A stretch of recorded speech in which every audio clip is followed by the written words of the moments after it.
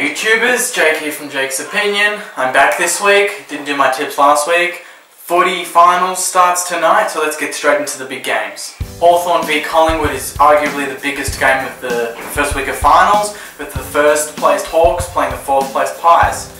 Last time they met, round 17 at the G, it was Hawthorn by 47 points, 138 to 91. Key players tonight though for me are going to be Franklin for Hawthorn. If he gets off the leash, kicks a few early goals like he did last week against West Coast, he's going to be a real handful to contain. And Pendlebury for Collingwood, when he's on, so are the rest of them, and he sets them up forward of centre. And with his, very impressive foot skills, he can set up goals for Cloak and whoever's up forward. Though I think for the whole match, I think Hawthorn will maintain their form. Collingwood kind of do it in spurts, but Hawthorn seem to be very consistent when they play, and that they're going to be my tip for the first game. The second game is the second qualifying final between the second placed Crows and the third placed Swans. Last time they played was round 6 this year, where Sydney lost to Adelaide at the SCG, one of their rare losses, if possibly their only loss at the SCG this year, by 5 points, 94 to 99, so it's a great effort from Adelaide, where Taylor Walker kicked 5 and so did Adam Goods. He plays for me for each side of Dangerfield for Adelaide. He's had an outstanding year. He's led from the front from the word go, and he's so young, so he's still got such a long way to go anyway, which is kind of scary for the rest of the competition. He's said in one of the recent interviews this week, I think, is that he's ready to lead Adelaide to a grand final. This is his moment to stand up, and he said that all the good players step up in these big games, and he wants to be one of those, so beware Sydney, because he might turn it on and just rip that midfield apart.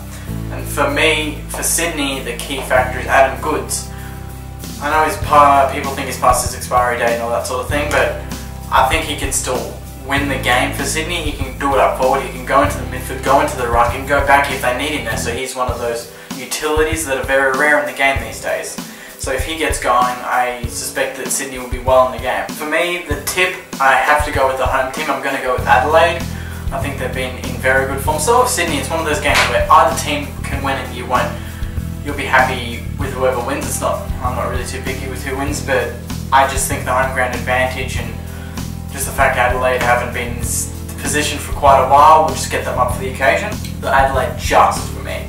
The next game is Geelong v Fremantle. It's the 6th place Cats against the 7th place Dockers. And yes, Fremantle, they're into the finals, people. Claps to Ross Lyon. Great effort, mate, taking them there. He's really changed them. I've been really impressed with them for the last couple of weeks, especially when they played North Melbourne. They just killed them. Recent meeting was in round 1 this year, where Fremantle won 105 to 101. So it was one of those really high-scoring games. I mean, people were shocked when it happened because it was Ross Lyon coaching, but it was a high-scoring game. It was exciting. It was free-flowing. It was fast, and Freo actually won it against the Cats, who have really honed down on that game plan in the past 5-6 years. Key players for me for each side. Hawkins is the biggest threat for Fremantle, so I think he's the big player for Geelong. If he stands up, they will probably win. If he kicks 4, 5 or 6 goals, they will win the game. When they played West Coast a couple of weeks ago, they were in a winning position. They were pretty much dominating, I thought. And then once he went off, West Coast, got the momentum and they won the game. So that's how important he is to their structure. For Fremantle though, Pavlich, the other power forward, he is huge for them. He's been in outstanding form this year. He's probably equal with Hawkins for being the form forward in the past 6-7 weeks of the season, apart from when he missed with injury. But if he's on, then it's going to be a great game. I hope both of them are switched on. It's a shootout, because that would be really great to watch. But if that does happen, I don't think Freo will win it this time. I'd love to see them go deep into September. I mean, I know I'm a Saints fan and Ross Lyon left, but that's kind of gone now. I don't care about that. I just want a good game. You don't want blowouts in finals, because that just sucks. I mean, we saw in 07, the grand final, that was shit. Geelong fans, you'll love it, but just to watch it was just really boring. But I think Geelong will just win the G. The last game of the round is a pretty big one. It's the 5th place Eagles against the 8th place Kangaroos. Last time these two teams met was in round 15, where West Coast won by 2 points, 86 to 84. North Melbourne supporters will probably be still, yelling about that free kick that wasn't paid again for Lindsay Thomas, I think it was. probably would have won them the game, though you don't know with Lindsay Thomas's kicking record. Key players for each side for me will be obviously Cox for West Coast. North Melbourne supporters, you'll remember pretty vividly, last time we played in round 15, Cox basically won West Coast the game against North Melbourne. So if he's going to be able to roam around, take marks in the back 50, go forward and take marks and kick goals, and rove his own taps in the midfield like he did, then good luck with that. He can go forward as well as Nat Nui, so that's going to cause some problems for North Melbourne defence. On to North Melbourne now. Petrie is going to be West Coast's biggest threat, I think. Up forward, he's had another outstanding season, along with Pavlich and Hawkins, just to kind of come of age this year. It's probably got to do with, you know, the rest of North Melbourne players getting into form with their midfield and the way they move the ball forward with handballs and the speed that they move it.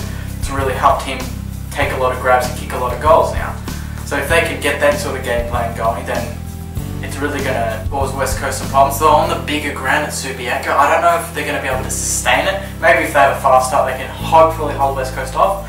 But West Coast is so good at Subiaco that I'm not sure North Melbourne will be able to keep up with them. To me, it seems like they'll be able to stick around for 3/4, and then in the last 15-20 minutes, I think West Coast will just kick a few more goals and just kind of seal the game.